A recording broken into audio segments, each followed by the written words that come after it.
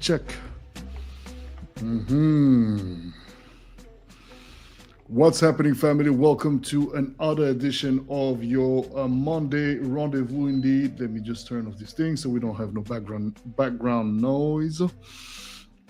Welcome, everyone. Thank you for tuning in. Welcome to my beloved Boddhi. It's indeed, as always, a pleasure to be with you on a Monday.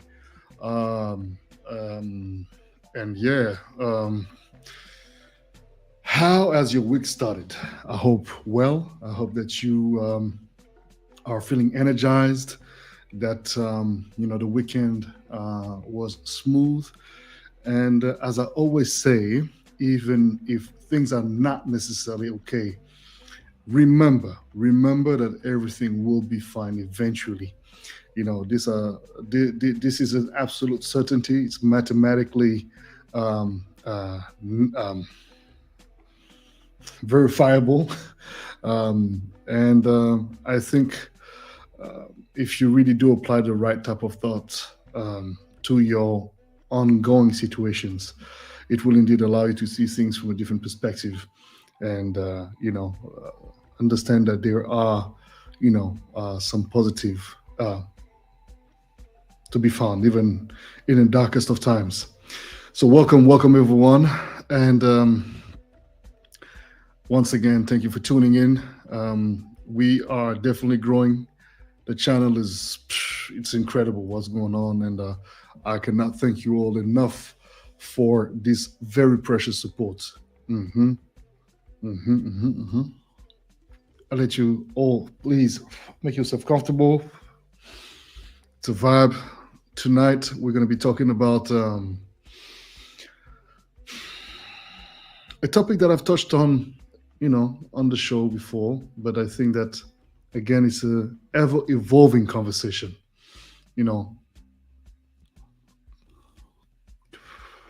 The idea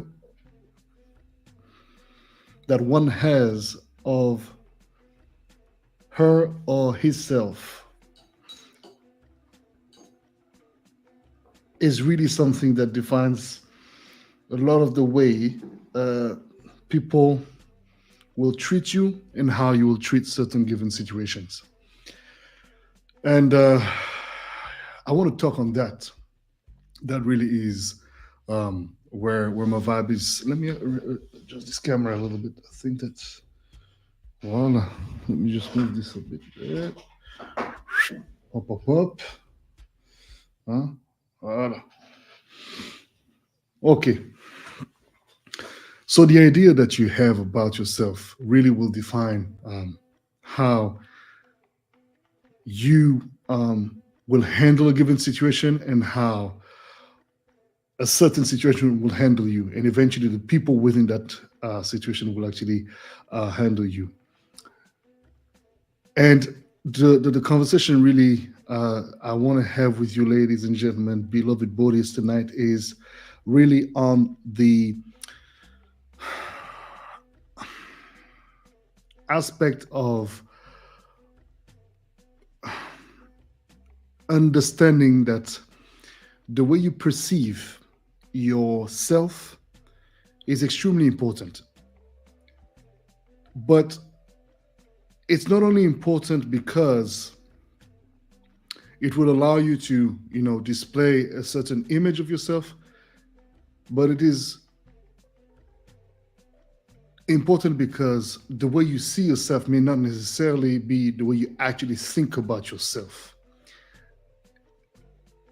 And that really is something that I have to say I've struggled with for some time.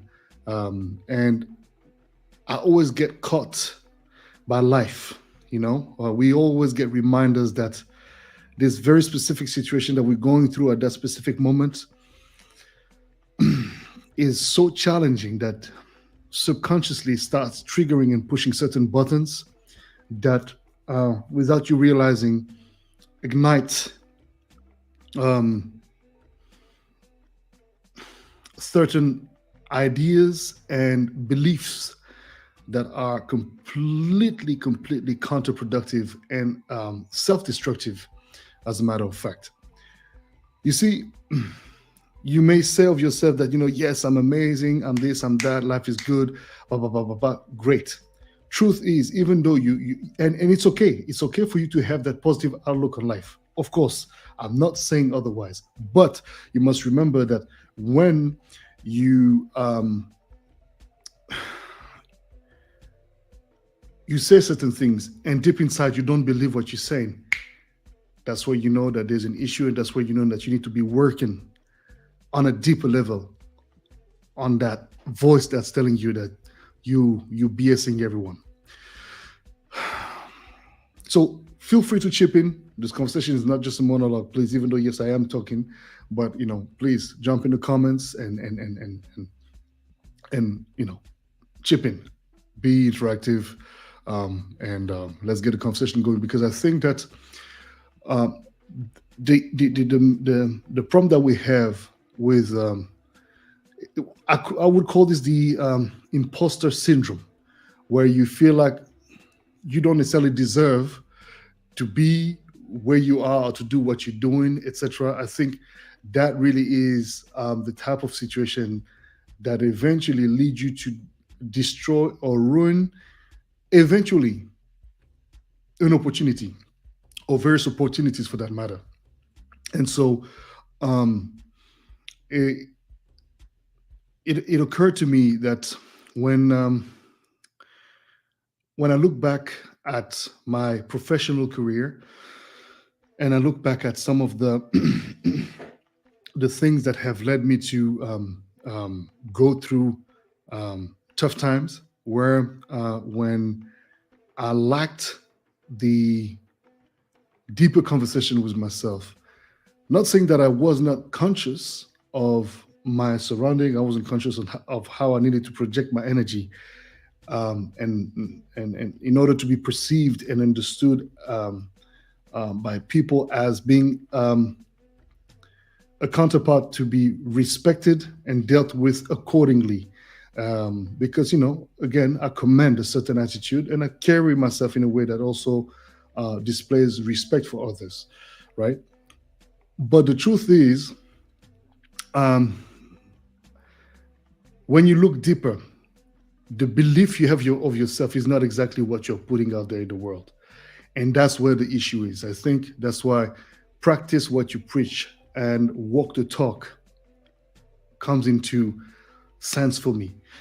Because a lot of the time we say, we'll say a lot of things that we know personally we should be acting upon, while we advise people that they should be acting upon these things that we ourselves are not doing nothing about or very little about.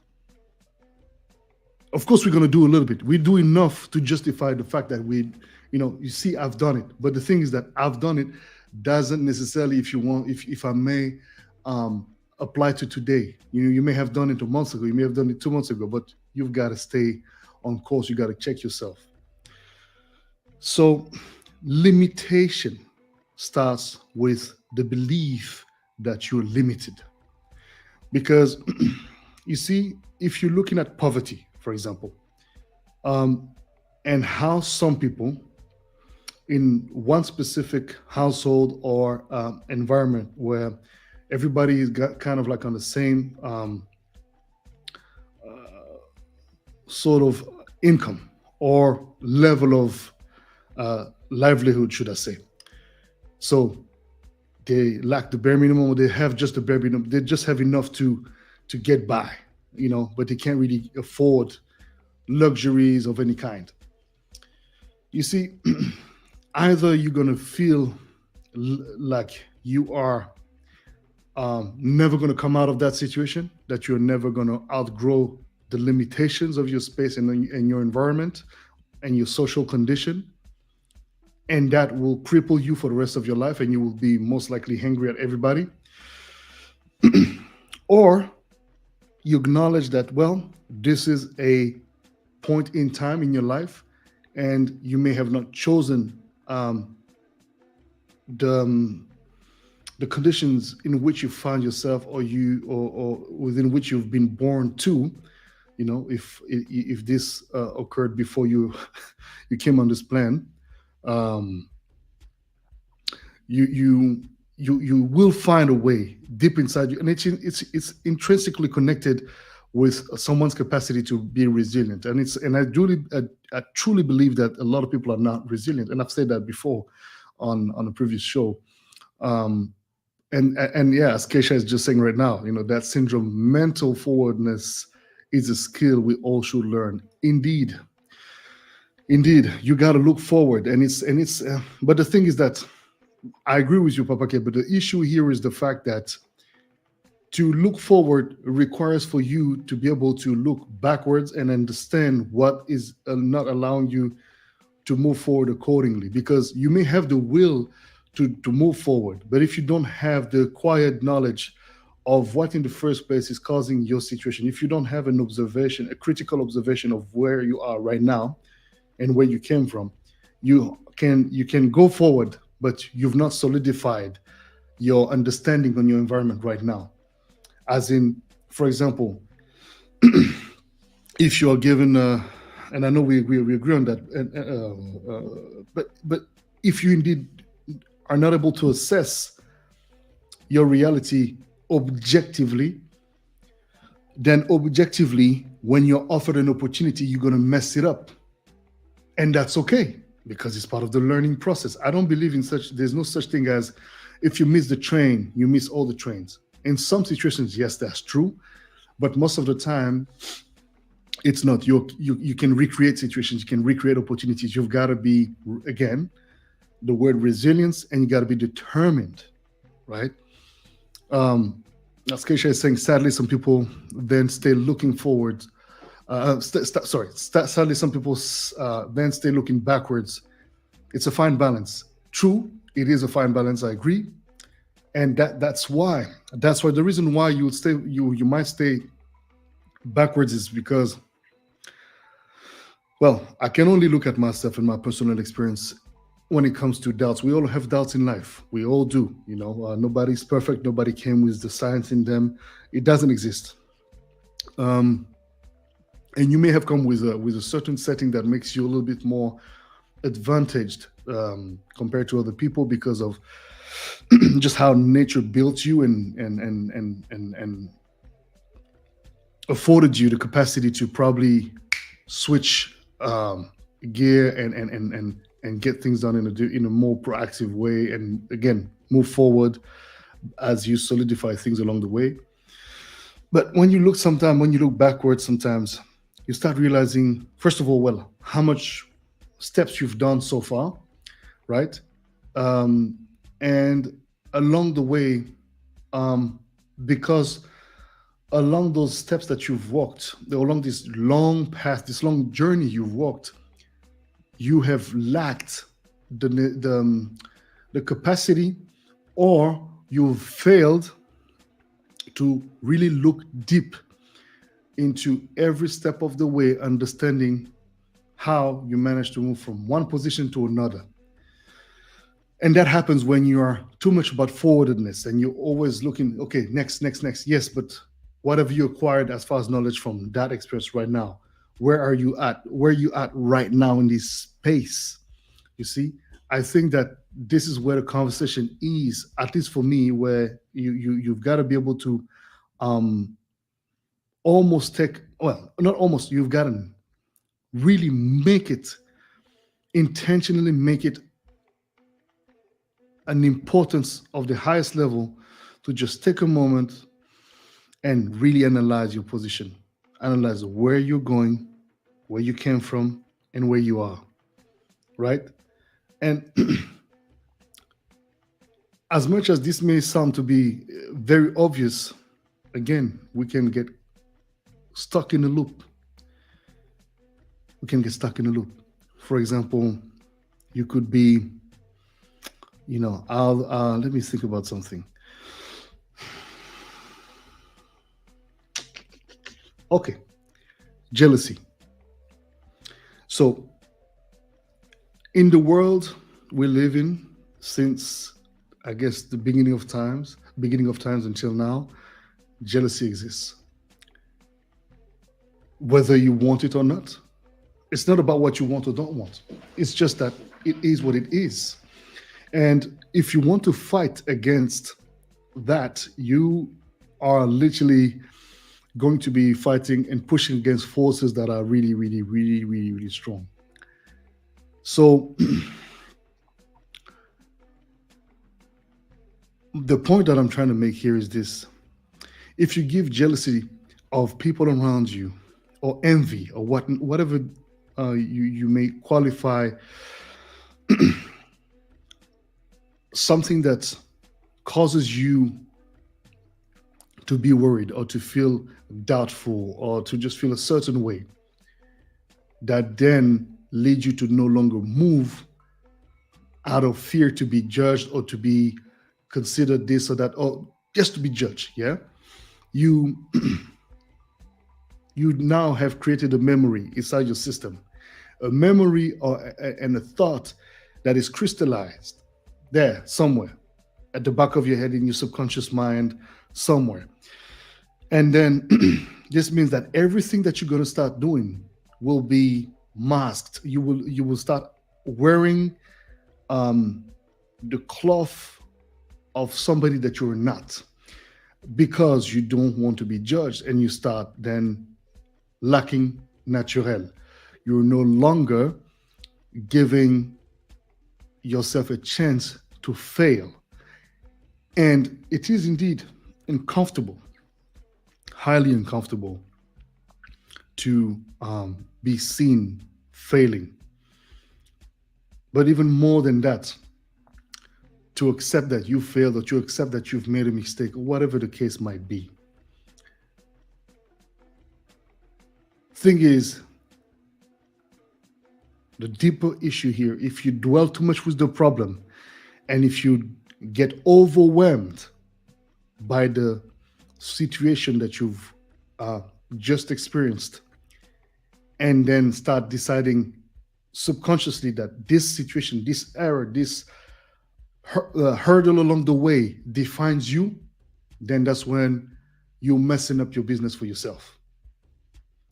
Because an error does not define you. However, what will define you is what you make of that given situation. And I've said that before, but I will keep on repeating it, because as much as we know these things, we need to repeat it to ourselves.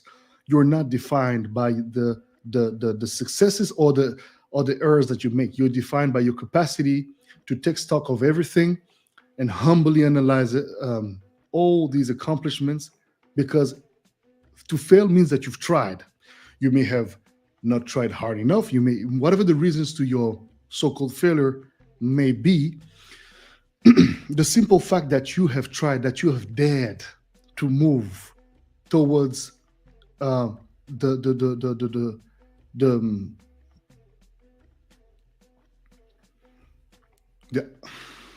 reaching of a goal that you've given to yourself, that you set for yourself, whether it be exams, whether it be succeeding at this, or passing your driving test lessons, or whatever the case. I'll give you another example, right? A friend of mine would say, look, every time I would I have to pass my driving lesson, I would just black out pretty much. She would just forget everything and start panicking. But it's interesting, because I was starting to analyze. I said, but what makes you think that you can't drive? And well, when we started to talk, and I said, look deeper, try to think, try to meditate a moment, take a moment, and try to understand why every time you grab the wheel with the monitor next to you, the teacher, or the driving, the lady next to you is giving you that driving lesson. Why is it that you freeze and you can't control that situation, that emotional situation you're in? to the point where, again, you physically seems to be impaired completely. All your senses are clouded.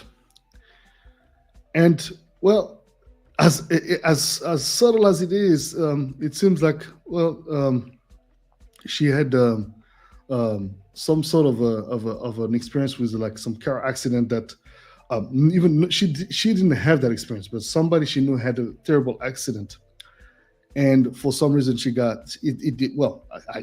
As we were speaking about it, she was like, "Oh, this might have been a reason. I probably have started nourishing an idea that is negative." And so every time, because she was, I have no issues being next to somebody driving, and she only realized that when she was having to drive the car, right, grab the wheels, and as she was going through those lessons. And it was very interesting that it felt like a breakthrough, because something that did not belong to her reality. She had never experienced her personally an accident per se, but somebody she knew and had an accident, and it was traumatic enough for her in her mind to project herself in that friend's reality, that she made that reality hers when it's not even her reality in the first place. And that's the thing. A lot of the time, we take for granted. We take um, other people's experiences. Not saying that it's bad, but we take other people's experiences as ours. When you're too empathic, when you care, and there's nothing wrong in being empathic and caring for people. Of course, I'm the number one to be caring and trying to understand why people feel a certain way. Well, um, what I'm not doing, however, is taking somebody's reality for me. If you are going through a tough time, um, and I can provide. If you ask me my advices or my help, and I think I can provide some sort of advices, some sort of contribution to you finding a way out of wherever you are and however you feel right now, I'll do that. But the thing is, you can have 1,000 people speaking to you. If you don't believe it deep inside, yeah, you will move, because you will feel the peer pressure of people starting to feel like, okay, well, like, dude, I've been giving you advices now that I think have worked for a lot of people.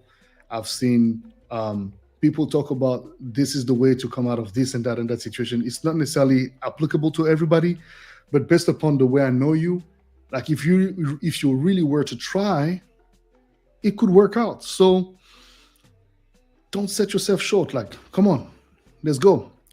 But because the person eventually, as even if they believe you and they start doing it because they're following you and your lead, deep inside they've not decided for themselves. They've not decided that they truly and absolutely want to go that way, simply because they don't believe it in them. You believe it. You believe in it for them. You believe in that solution for them. Therefore, out of respect, or out of the fact that they love you, or they're motivated by you, they try, right? And then when they realize that, oh snap, this pathway that you've given me is not for me, automatically they start feeling like, oh, because it's not for me, then I'm not worthy of anything. Yeah, but who says that? You just because, okay, we've tried this way, you've realized it's not for you. Cool. Assess the situation, fine tune the way you can go about, maybe changing gear, slowing down a little bit, and observing how much progress you've made thus far. And based on that, you can say that, okay, from this point to that point, the way you suggested me worked out, but but from the location we are finding ourselves in right now, I think I can take control. Okay, cool. Go ahead. That's the whole point, because I can't be the crutch on which you rely to continue, finding the capacity to walk. Eventually, going to have to start walking on your 2 feet and move according to the principles that guide and motivate and activate you emotionally, spiritually, intellectually, etc., etc., etc. So you know, ultimately, belief in yourself is easier said than done. You got to believe in yourself, but it's a vague, vague, vague word. Emery Agnon, comment ça va? What do you do? What do you do? Welcome, everyone. Welcome to all the Bodhists watching right now, the Shada gang, Opake Shah, everyone indeed. Thank you for tuning in. Make sure you don't forget to press the like button for the show. Very important. Feel free to jump into the conversation. We are talking about doubts and the syndrome of imposter, the imposter syndrome, and also the issue that lies in the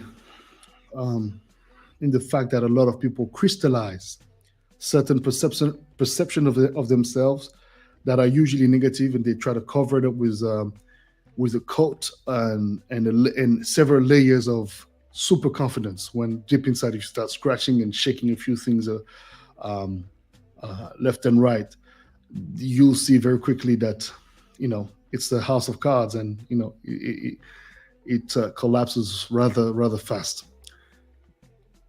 Character building is not something that happens overnight. Skills get acquired.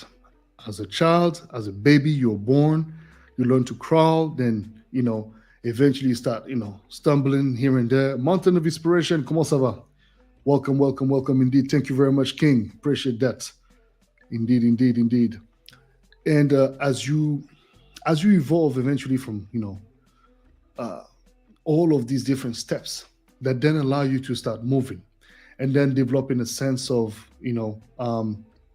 yourself in the world, and then starting to develop a consciousness that allows you to then think about the purpose in life, etc., etc. Whatever the questions might be, existential, identity, etc., etc. Whatever the case may be, we all have gone through these phases in our lives, one way or the other.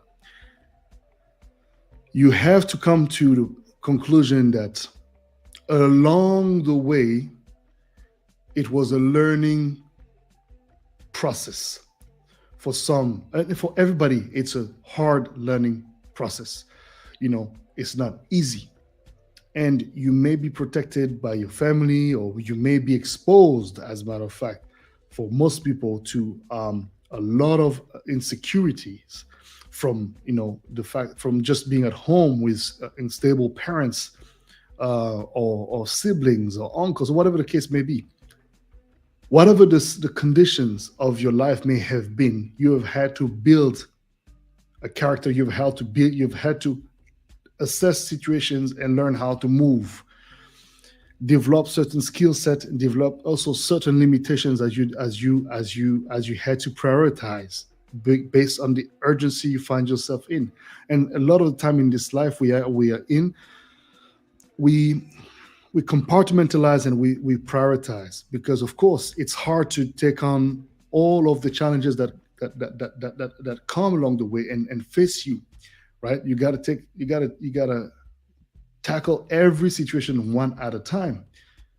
But sometimes, as they say, when one problem occurs, it's like a trail of issues. And it's true, there are phases in life, when everything you do doesn't work out, or no matter what you do, better yet, there seems to be just failed attempts, and this discouraging, of course. I mean, we are all humans. The problem is when you start making a situation external to you,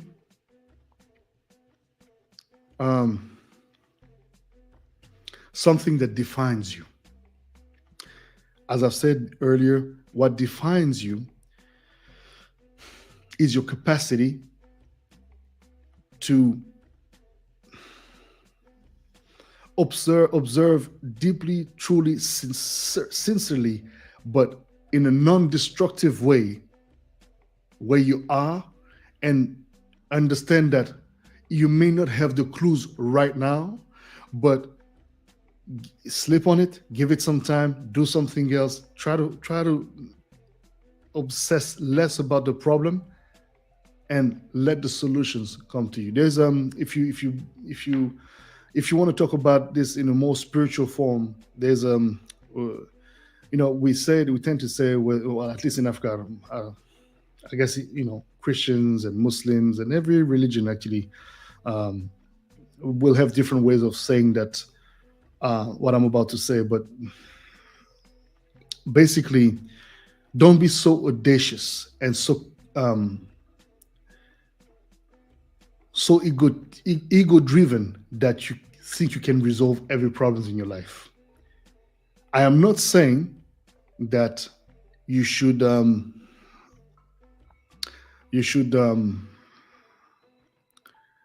leave a situation to just uh, be resolved by some sort of sentient being that will appear in your life and just by a snap of a finger resolve every problem. It doesn't work like that necessarily. However, merci Mountains of Inspiration. Merci beaucoup. Sisi, that's a sweater by my good friends, my good brothers. Art comes first. You can actually get it on their website. Artcomesfirst.com. And yeah, they have so many beautiful things. Man, big shout out to Sam and Shaka, and also Ama from Marché Noir, as always, supporting the family. So yeah, here we are indeed. Glad you're feeling it. Glad you're feeling it. Rocking this nice little vibe. Um, what was I saying? Um, yes.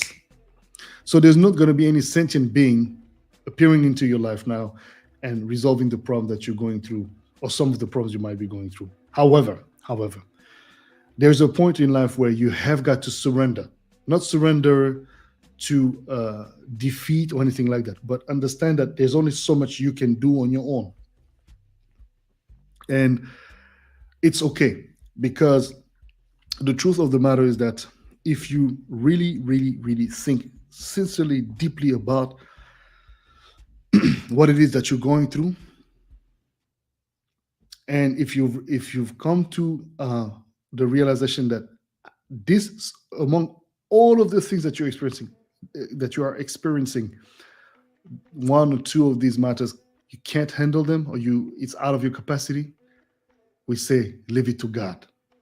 Leave God, leave the universe, leave the guides, leave the angels, leave it to that's their part. That's their part. You do you.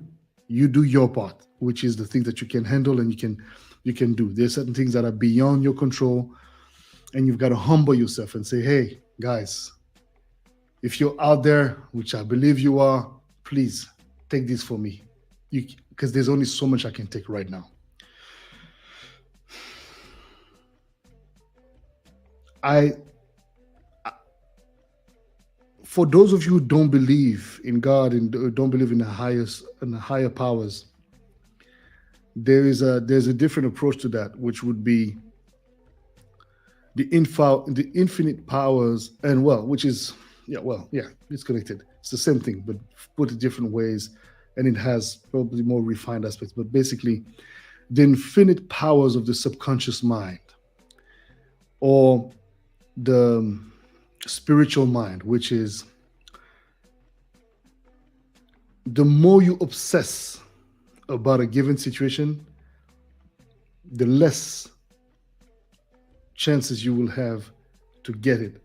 Or if you obsess so much, what's going to happen is that you might frustrate some opportunities that was already planned to unfold for you, but because you refuse to see the chance you have to experience these different things, you're so focused on getting that thing that you want that, okay, cool, here you go, you have it.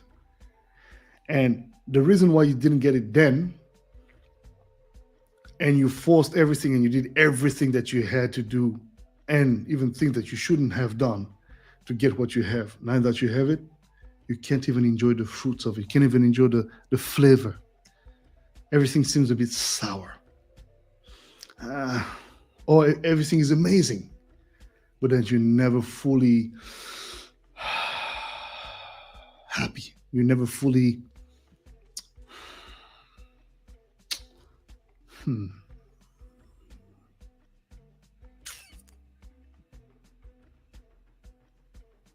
aligned, which is a same.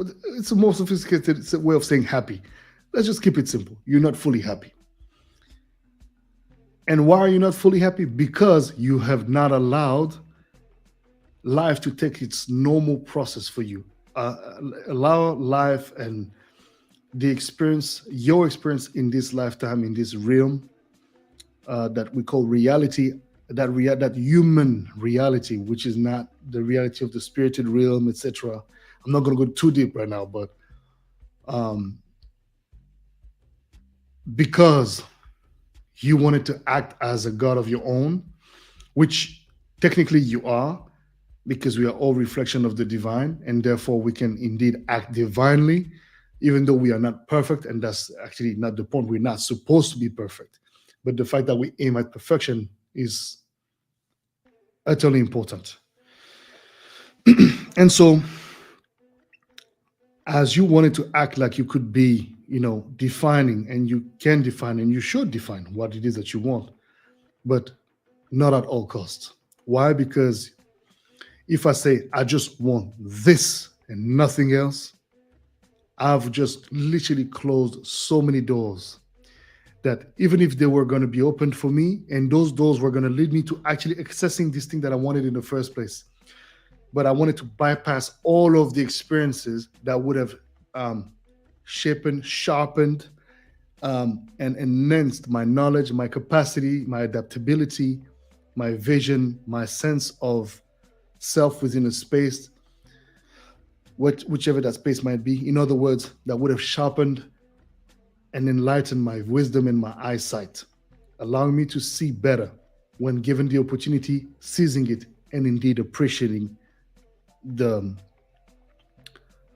reaping of the success, should I say, right? You know, we a lot of the time we tend to look for shortcuts, but the shortcuts bypasses you the experience. And I'm not saying that you should always go through the hard road. If you can have an opportunity, you must seize it. Don't get me wrong, there's nuance in everything in life. Definitely there's quite a few things that are completely black and white and very, binary, right? But the idea that I'm trying to touch on is really understanding that um, even you realizing that you have an imposter syndrome is a process. You know, a lot of the time we spend our days or our life over again layering on top of things, traumas, pains, disappointments, um, lack of confidence, this, oh, that, oh, no, I should be this, postponing, procrastinating on certain things. And then at a certain point, you can't anymore. There's no more space, right? So you literally got to remove all of these layers and see things for what they are. And I'm not saying it's easy, because a lot of the time the reasons that will push you to go and search for the actual truth within you are always very violent or very traumatic. It's life-changing experiences that will lead you to start having to assess what may have caused you to keep hitting walls all the time. If every time you're about to do something, you always anticipate negativity. Well, I'm not saying that you shouldn't, of course, but the thing is that you can't live your life all the time being scared that something is going to happen. Be observant, be wise, pay attention, but move with confidence. How do you move with confidence? You build it. one step at a time, just like you learned how to walk as a child, or just like you learned how to read, right? Talking about learning how to read, you know,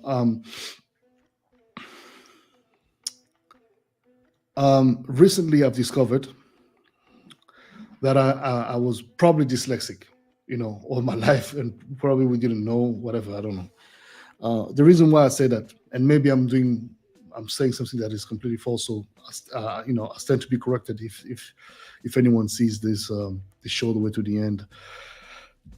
But since I was a kid, I would read. I know how to read. I can read, of course, but I cannot read too long because at a certain time I wouldn't realize necessarily that I would repeat the same lines, and I would not. I would get lost in the reading, right? And I have all these books. So what I did,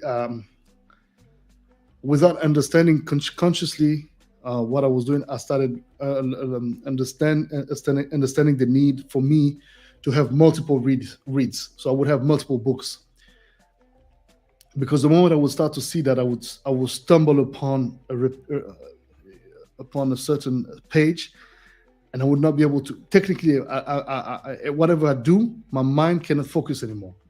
So I would just mark the page, and then open another book, or try to remember what I read and then leave it. There's a lot of books that I didn't finish, but there's the moment we started having these podcasts and these audio books that really saved me in many ways and changed my life in many ways, because I realized that my memory is very auditive, and I hear things, I remember them, right? And I know that I need to be doing extra work when it comes to reading. So what I do, since I've realized that, and trust me, this is not easy to admit. A lot of people feel a certain way about admitting these kind of things, right? But at the end of the day, what is the big deal, really? If people want to laugh about that, it's okay. They have that right. It's okay. It's not like it throws my confidence out the door. No, not at all. As a matter of fact, I'm confident, because I'm even more confident because I'm able to observe my shortcomings and work with and around some of them. Because sometimes these shortcomings, like for example, okay, if you're a bit dyslexic, or same thing with maths, for example, like I realize that if I'm exposed to a mathematical problem and you speak about it and you start dropping numbers verbally, I understand what you're talking about, of course, it makes sense, but then it doesn't. So I have to read and I have to write, right? Just like counting. People can count in their head. I have to count on my fingers, right? Is it a shame? Is it a shame? When I was a kid, I was ashamed because of that. There was a shame in me. There was shaming me because I would count on my fingers, or because I would need more time to understand certain things. But this didn't take away from my intelligence or my capacity to decode very complex equations in life. And that's the issue. When you start allowing other people's eyes and perception of you to define who you are. I'm not saying that this came to me overnight. Obviously, it's a process, and it's an acquired skill, right? And as you said in Mountain of Expression, indeed, it's a step, one step at a time situation, right? One step at a time. Be patient with yourself, be indulgent, and resilient. Work. Get to it. It's okay if things don't necessarily always work out. Okay, you can't read a full book of 300 pages. It's okay. Or you can't read it in 1 week, 2 weeks, whatever. Even if it takes you 10 years, it's okay. But read, do a little something about it. Or develop other skill sets. So I've developed, again, as I said to you, this thing where I read different books. I would read different things. I would listen to different audio books. I would just stimulate my brain in different ways, and then I would develop and this allowed me to develop a different kind of intelligence. And so I started looking at book resumes, and incorporating and trying to digest them in my system, then reading the actual book that I was reading the resume about, and then starting to scan, you know, portions. Okay, taking this, taking notes. I've noticed that also, right while you read, you take notes, it stays in your brain. But this is something that acquired with time. It was not overnight. And yeah, probably so with this is normally something that you get taught at school. Like, come on, how the hell you don't know that, at such an advanced age? But it's like, look, we don't have the same way of integrating informations. We don't, right? I feel like the man that I am, that I've grown to become, um, knows more about life, obviously, but even more about the things that I want to learn than when I was a kid or I was younger. At a certain point, you just don't really know. I mean, you understand that whatever you're doing is not necessarily you're not really passionate about, but you don't necessarily put yourself to the point where you feel like you are, you know, less than anyone. Which I won't lie, maybe deep inside, I also probably had a little bit of that in me. As a matter of fact, the imposter syndrome also is there because you can't. Oh, did you read this? Or did you? Well, and then sometimes you lie because you know that you're in an environment where people are going to judge you, and then the first reflex is to say, "Oh, yeah, I know," but no, you don't.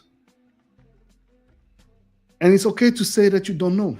Problem is, well, you're scared to be judged, and that's the thing. The fear of being judged is very powerful. And don't get me wrong, we all have that somehow, some way. It has different degrees, but it's there. But the important aspect of this whole thing is learning to identify it soon enough so that when you're about to create a facade or you create a little white lie or whatever because you want to overcompensate and just not let it be known or let it be seen that, well, you have shortcomings on this and that aspect, you admit to it. It's very powerful because this disarms the person as well. It's a very interesting tactic as well because you're not allowing the person to have a grip on you. You literally, it's almost like you're putting oil on your whole body and they can't. And it's like, ah, yeah, okay. And then there's more tolerance eventually, and then you can establish a collaborative effort towards creating systems that will allow you to understand eventually better or get more knowledge because you actually you admitted to the fact that you didn't know much about the given topic or you didn't know much about this or that, or just that you know you just don't know how to do the specific thing that this person thought you were capable of. It's like people faking it, like in the music industry, like DJs and producers. There's a prestige about being a producer, but some people are extremely good at being DJs. Some people are extremely good at being producers, and and those two respective professions, some people can't do both extremely well. And because they need to prove something, and I understand there's peer pressure, there's the pressure of appearing. And as they want to prove and they try to prove something, then they say, I'm a DJ producer. But when did you ever produce a beat in your life? Well, I use this and that program. But nowadays, it's easier than ever to make music. That does not make you fundamentally a producer. Yes, you produce, but you're not a producer. Do you even know what it is to make music? Do you even know what it is to compose? I'm not saying that you can't learn it, but the thing is that pretending to be something that you're not is going to lead you to then be called out on your BS. And then, you're going to feel like, the world is against you because you got called out. The thing is that nobody likes to be a victim of deception, right? So this whole fake it till you make it works up until a certain point. There's a level where you got to be like, you know what? No, look, this I can't do. I'm sorry. That's like when you have some of my millionaire friends, they have a lifestyle that I'm not a millionaire. So I can't afford to do some of the things they do. So sometimes they forget. They're like, "Oh, what's up?" And I'm like, "Hey, bro, yeah, I'll let you know." But I'm not gonna let you know shit because I can't live that lifestyle, bro. Like, come on. I mean, I'm not there yet. At least I'm working towards that, and certainly I will achieve that at a certain point. But yeah, so you've got to know your place. That doesn't mean that you're limited by that knowledge. You're just aware of where you are. You are conscious about your environment, and you are also able. You're also capable and able, deeply able to not feel like you're less because you don't have this or that. Don't get me wrong. There will be moments you're gonna feel like shit. You're gonna feel like, well, I'm less, of course. But you need to make sure that you don't let that thought, that belief, install itself in you and start ruling your life and ruining your life, because it will. It will. So don't allow others to gain power over you through your um, limitations and through and also don't weaponize your syndrome of imposter to destroy you eventually. And in order to not weaponize that syndrome, you've got to acknowledge it, and you've got to find ways that make sense and that will allow you to maneuver around switching things. And that is over time, over the time, and a certain practice. It's every day that yes, I deserve to be paid for my work. I deserve this. Oh, I can do that. Yes. And I'm not an imposter for trying. I would be an imposter if I said I tried and I didn't. Yes, that's what it is. That's what an imposter is, pretending something that you're not. However, and there's a difference between that and believing that you can be something and working towards becoming that thing. Two different things. An imposter is somebody that pretends to be something according to my knowledge and to my assessment. An imposter is someone that pretends to be um, somebody that pretends to be who they're not, and and someone who actually is capable to acknowledge what they're not, or what they're not yet, but willing to work towards reaching that goal, has to understand that they are the personification of resilience, courage, and that will lead them to succeed eventually. And maybe, yes, there's a little bit of self make belief. It's like if you're not a millionaire, but you dream of yourself becoming a millionaire. It is absolutely true. You've got to visualize that. You've got to visualize your car. You've got to visualize your house. You've got to visualize, abundance and wealth and positivity. You got to visualize. You got to even be able to smell of that, all of that. You got to be able to, inside your brain, sense, the feel of your wealth. All of these things are part of visualizing the abundance that you want to see coming into your life, and believing that this is going to happen. You've got to believe in your dreams. And that doesn't make you an imposter, nonetheless. If anything, you're powerful and you're empowered and fueled by the desire to accomplish your dreams. And as you nurture the vision authentically, honestly, opportunities will start unfolding in your life in ways you have never imagined could have actually um, present themselves. It's everyday work. There's absolutely no guarantee that none of us is going to be able to accomplish um, or get to do everything that we've planned to do in our lifetime, because we have no knowledge as to when our time comes. But we have got to have the desire, to do everything in our power to live to the fullest of the capacity that we have within each and every one of us, work with our limitations, with our lacks, but also with our, wealth of skills. I may not know how to do this. You do. And I know how to do that. You don't. Let's come together. Let's combine efforts. Let's share ideas. Let's empower each other. Instead of pointing fingers at one another and saying, well, you this, you that. Eventually, the finger pointing, as bad as it is motivated a lot of the time by the fact that somebody got caught red-handed, lying, faking it, etc., etc., etc.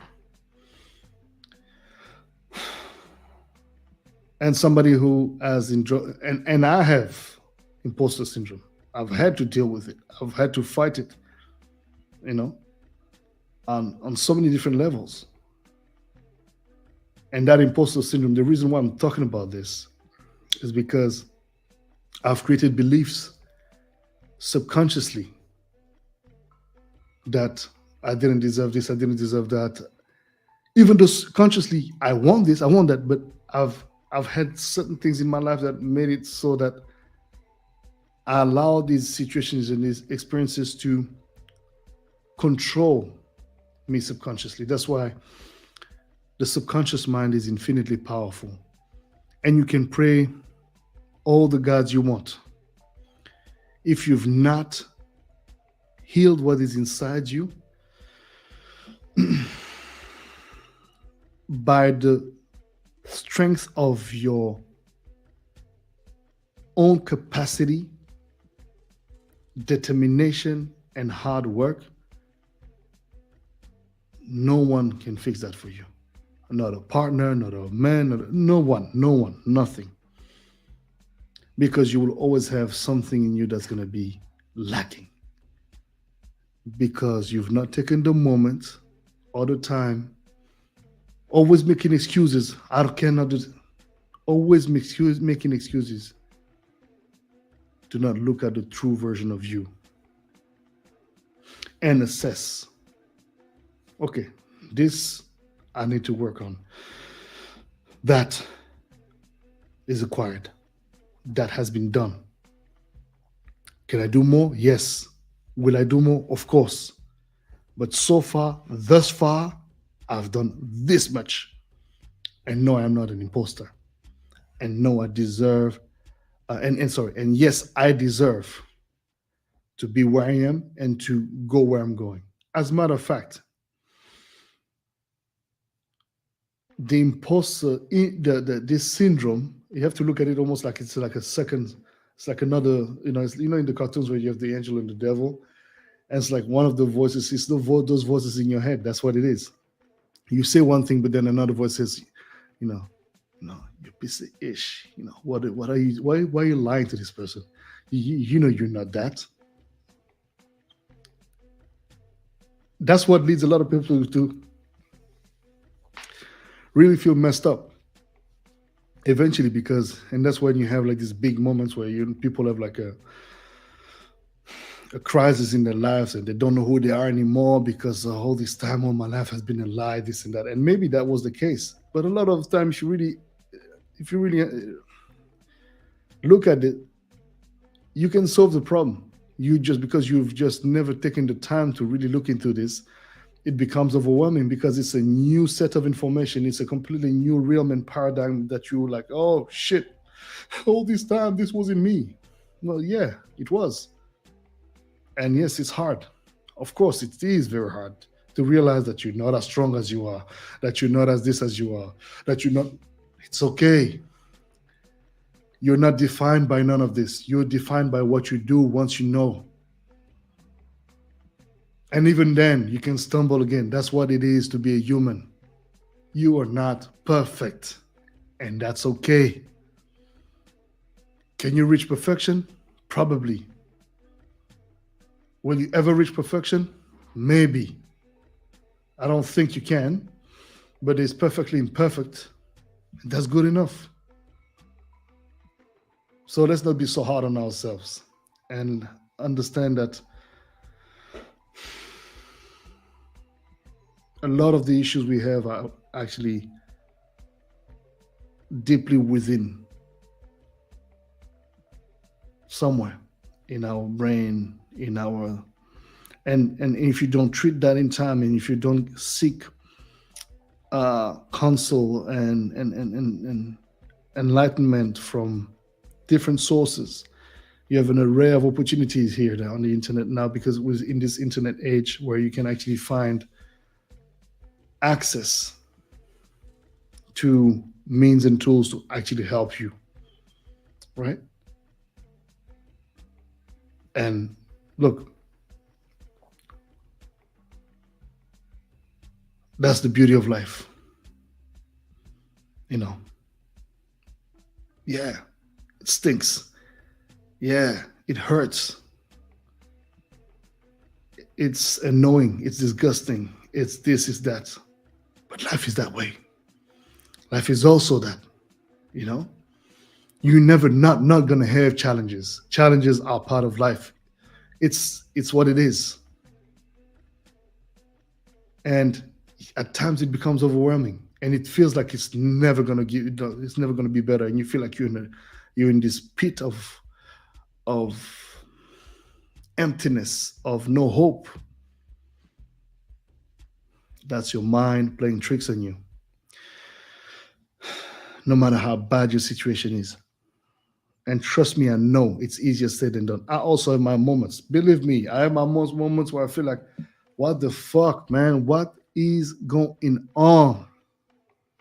Why?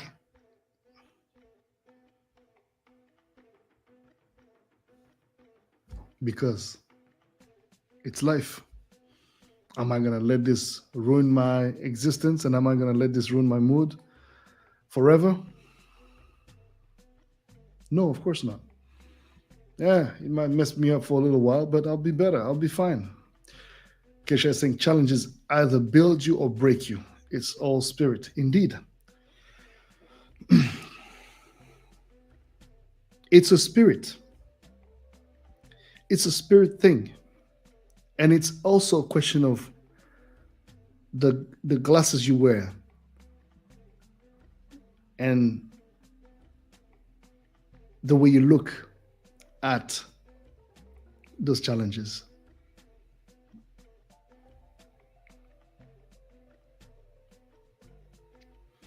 Seek good friends. Anybody that draws time away from your existence, brings you stress, maintains you in a low level vibration, is somebody that needs to be controlled and needs to be, well, controlled. You can't really control these things. That's why you got to stay as far as you can from these kind of energies. And a lot of the time, it can come directly from your family, your own parent, your own siblings. And can you get rid of them? No. But you can control, you can, even though you have responsibilities as a daughter, as a son, as whatever. But like, you have enough shit to deal with. I'll deal with you later. Wait. No. Hey, you're not a priority right now. I have other things to do. Because a lot of the time, we also seek for help outside, and we can find that help. But it's almost like a placebo, because everything is within. The challenges that you meet at a specific moment in time is solutioned within. And what do I mean by that? It's the way you look at the challenge. If you feel like the weight of the world is on your shoulders, that's exactly what it's going to be like. And it's okay to feel like that sometimes. But check yourself right back into control. And does it solve your problem right away? Of course not. But the fact that you decided to take control over the emotional situation, first of all, will actually have a direct impact on how you're going to find solutions for the material situation that you're going through. whatever that material situation, whatever that materiality means, the fact that you've switched your perception. Okay, this is a problem. I've dealt with the pain, the grief, whatever. What am I doing this? Okay, what am I? Okay, whatever. Have you? Okay, talk to yourself. Is it that bad? Yes, it's fucked up. Okay, it's really, really bad. Let's imagine it's so bad that it's the type of thing where it's like, it's probably better if I die. Damn, that's pretty hectic. Yeah. But yes, you're here. You didn't die. What is the purpose of it all? Some things don't make sense. Some things may never, ever make sense. And does it mean that you're not worthy to be alive? That you're not worthy to push through and fight through? That you're not capable? And what for? Look at what happened to me. I'm impaired. I'm this, I'm that. Okay, I get it. I understand. It means you're going to have to completely switch things 360 degrees and reorient your life and try to be of use and serve a different kind of purpose than the one that you probably had set for yourself in the first place. Or you can look at a different way of approaching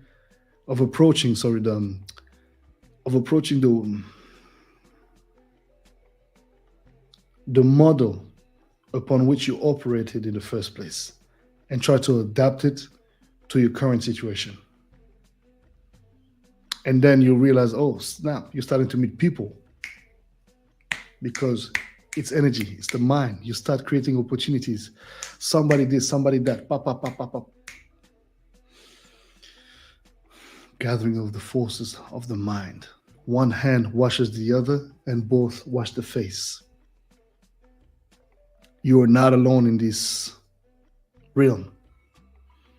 You may be alone with yourself, alone in your thoughts, but truly, you're not alone. Only if you want to be alone. And sometimes you've got to be alone to go through the desert. And you'll meet all sorts of challenges along the way. You'll be thirsty. You'll be hungry. You'll be angry as well. You'll be desperate. You'll be suicidal. You'll be all sorts of shit. But I guarantee you, once you pass that valley, once you pass that shit and you look back, you're like, my resilience got me through this. Wow. And I thought I couldn't make it. I didn't know that I had that in me. That's the thing. You had no idea what you were capable of. And you, without even realizing, you bet it on yourself because you were like, you know what, it's okay. Let me push through. That let me push through was, I can fucking do it. Emre, people with a strong spirit will understand what you're talking about. Yes, sir. Yes, sir. Absolutely. Absolutely.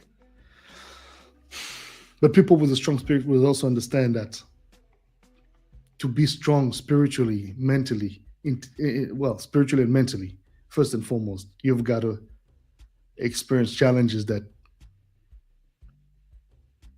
test the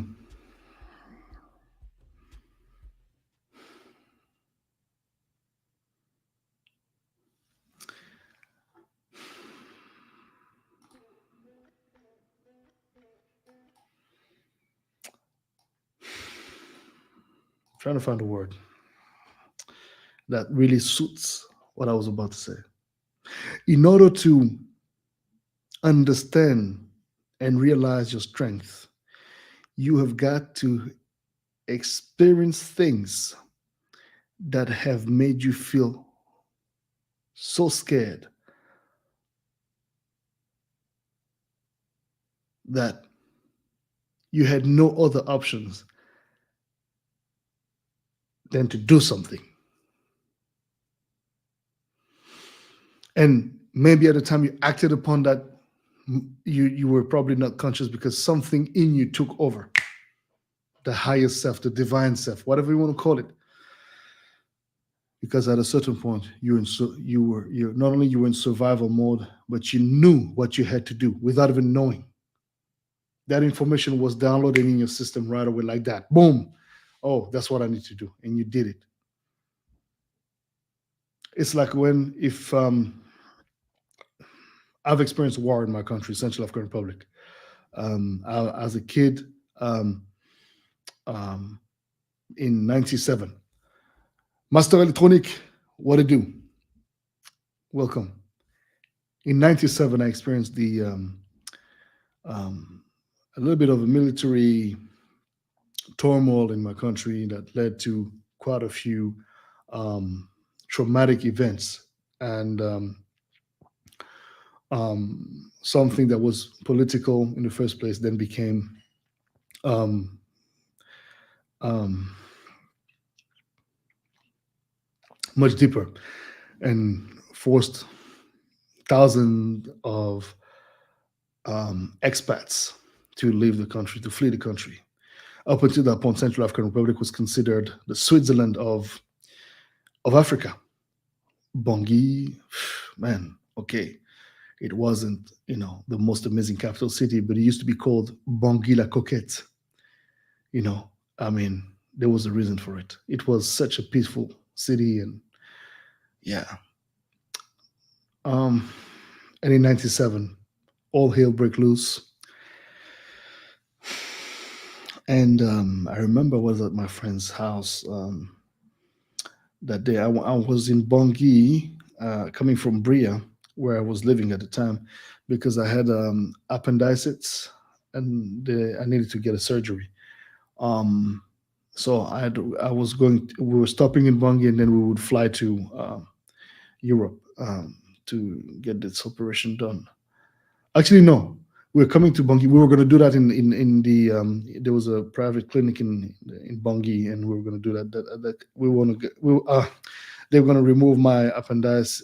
My oh, they were going to take care of the appendicit. Um, there.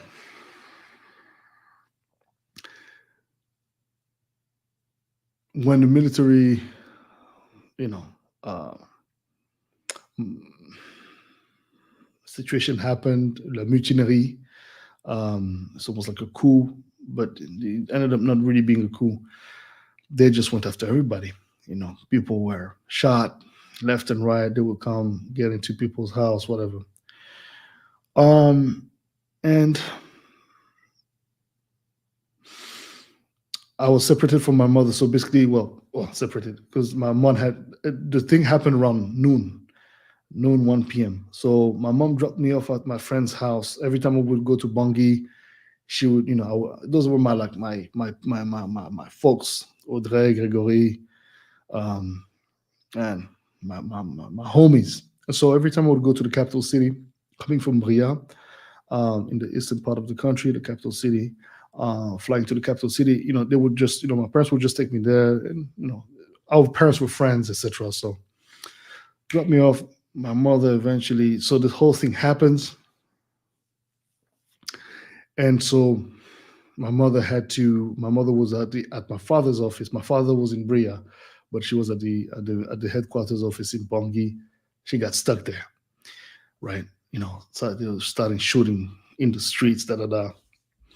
And it was a Friday, I believe, if I'm not wrong. So they had their father, my father's friend, was had owned a massive garage in Bangui, one of the most reputable garage. The guy, he had a very massive clientele, and he had a massive space to park all the cars, the trucks, whatnot. And so, boom, militaries come, drugged out, red eyes, Kalashnikovs, etc. And they were like starting to make threats. And at the time, we were outside, so they were shooting guns. But you're kids, so we were inside the house. But they had like a little bit of a veranda. They had a veranda actually, and so yeah, I don't know what we were doing, but we were just there. and trying to like make sense of what was going on. You got to remember, at the time, it's not like there's cell phones like that. So everybody was landlines. Well, landlines were cut.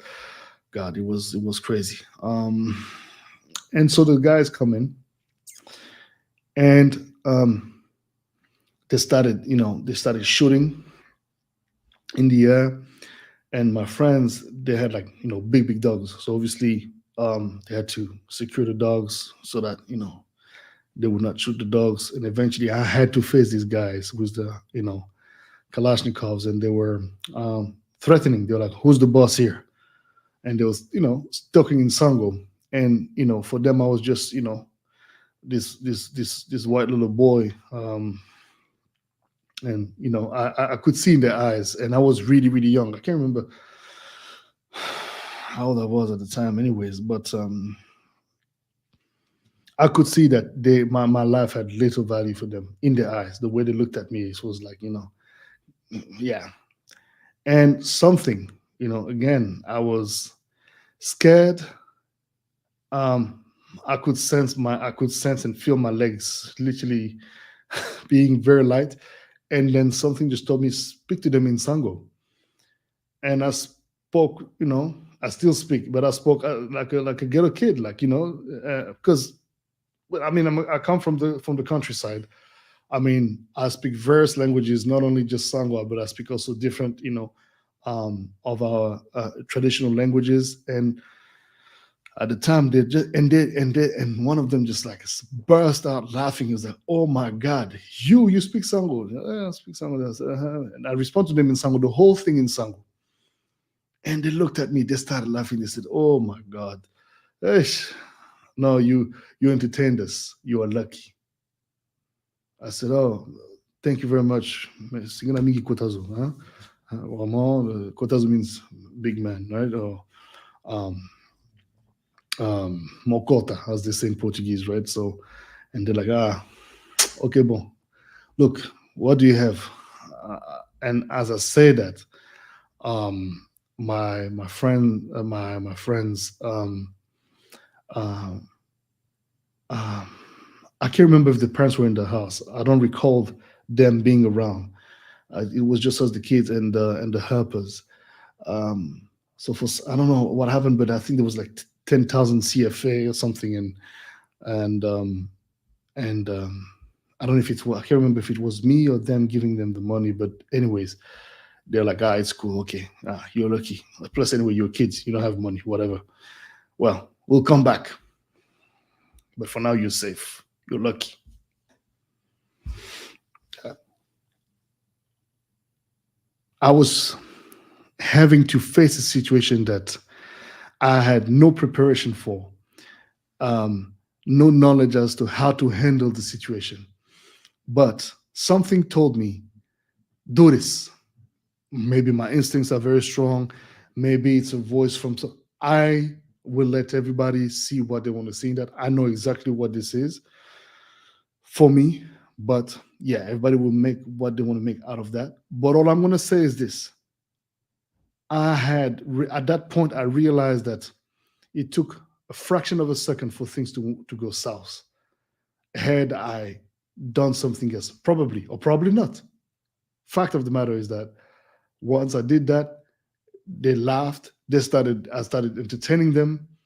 And as a kid, I was very, people like me. I mean, I was, like a kid, but I was very joyous and da da da and cracking jokes and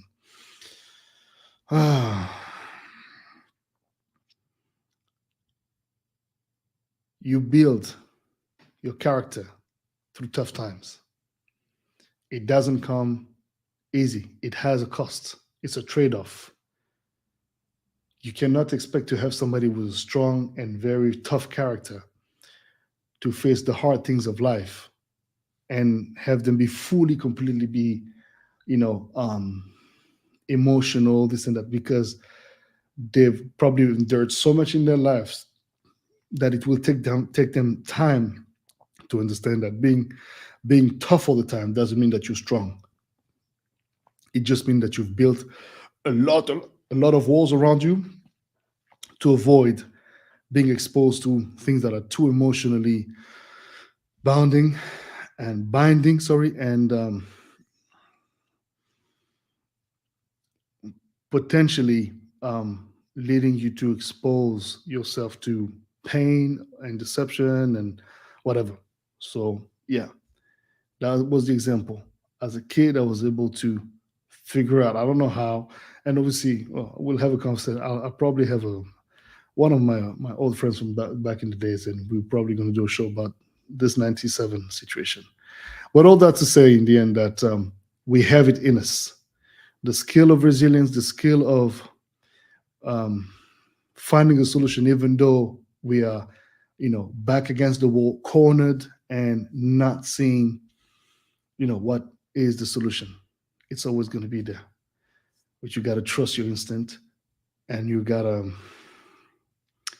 yeah, you got to trust and work on your inner self before anything else. Be brutally honest with yourself without destroying your character, without undermining your capacities and your achievements, but also without becoming too comfortable and understanding the necessity to finding comfort in movement because life is constantly moving. Thank you very much, family, for watching the show tonight. Um, I hope this entertained you or gave you some insights. As always, I'm grateful for your support, for your presence. Make sure you go and stream, obviously, and play all the other shows, the recaps, etc. Um, make sure you also very important, show some love, get some merch. Go to my website, Boddhi, www.boddhi-satva.com. Get the merch, support your artists, support the show via donations. You can also do that after the show has been published, of course.